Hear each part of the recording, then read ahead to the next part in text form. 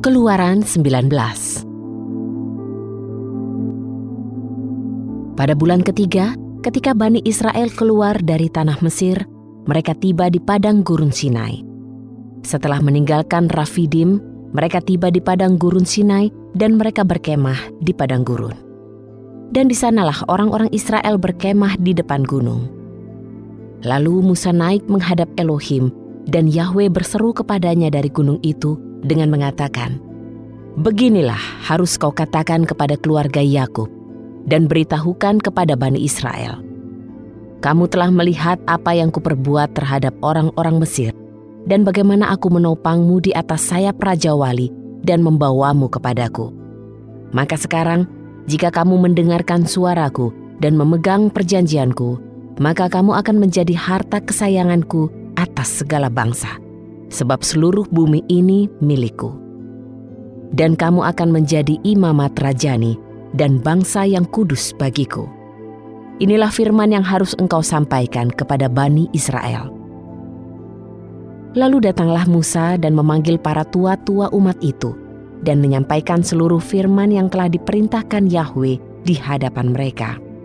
Dan seluruh umat itu menjawab bersama-sama, "Semua yang telah difirmankan Yahwe, kami akan melakukannya." Musa pun menyampaikan jawaban umat itu kepada Yahwe.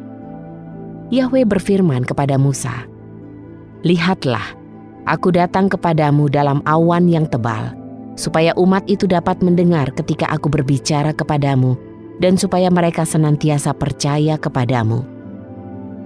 Dan Musa menyampaikan perkataan umat itu kepada Yahwe. Lalu Yahwe berfirman kepada Musa, "Pergilah kepada umat itu, sucikanlah mereka pada hari ini dan besok. Biarlah mereka mencuci pakaian mereka. Dan bersiap-siaplah pada hari ketiga, karena pada hari ketiga Yahwe akan turun di depan mata semua umat itu di Gunung Sinai. Dan engkau harus menetapkan batas kepada umat itu di sekelilingnya, dengan mengatakan, jagalah dirimu supaya kamu tidak naik ke gunung atau menyentuh perbatasannya itu. Setiap orang yang menyentuh gunung ini harus dihukum mati. Tidak boleh ada tangan yang menyentuhnya. Ia akan dilempari batu atau dipanah sampai mati. Baik binatang atau orang tidak akan dibiarkan hidup. Ketika sangkakala berbunyi dengan panjang, mereka harus mendaki gunung ini." Musa turun dari gunung itu kepada umat itu dan menguduskan umat itu, dan mereka mencuci pakaian mereka. Ia berkata kepada umat itu, "Bersiaplah pada hari yang ketiga, dan hendaklah kamu tidak menghampiri seorang wanita. Pada hari ketiga di pagi hari ada guruh dan kilat, dan awan tebal di atas gunung itu, dan suara sangkakala yang sangat keras, sehingga semua orang yang berada di perkemahan itu gemetar. Musa membawa umat itu keluar dari perkemahan untuk menghadap Elohim, dan mereka berdiri di kaki gunung itu.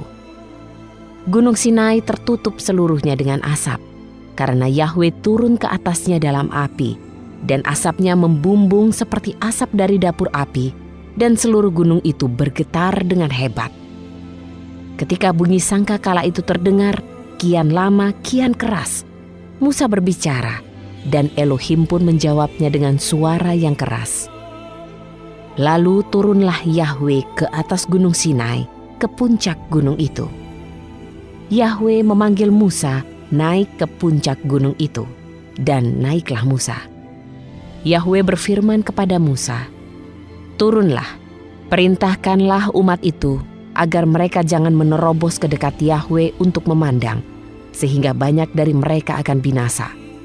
Dan juga para imam yang datang mendekat kepada Yahwe haruslah menguduskan dirinya, agar Yahwe tidak menghanguskan mereka." Lalu berkatalah Musa kepada Yahwe, "Umat ini tidak mungkin mendaki gunung Sinai, sebab engkau telah memperingatkan kami dengan mengatakan, pasanglah batas di sekeliling gunung itu, dan nyatakanlah itu kudus." Lalu Yahwe berfirman kepadanya, "Pergilah ke bawah, dan naiklah pula bersama dengan Harun.